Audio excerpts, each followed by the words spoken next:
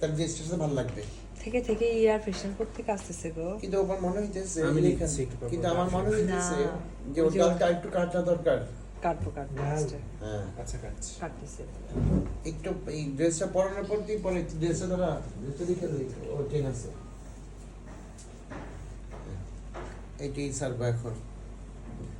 ও তোমার ইয়েটাতে $180 পাইছে দিছে তোমারে।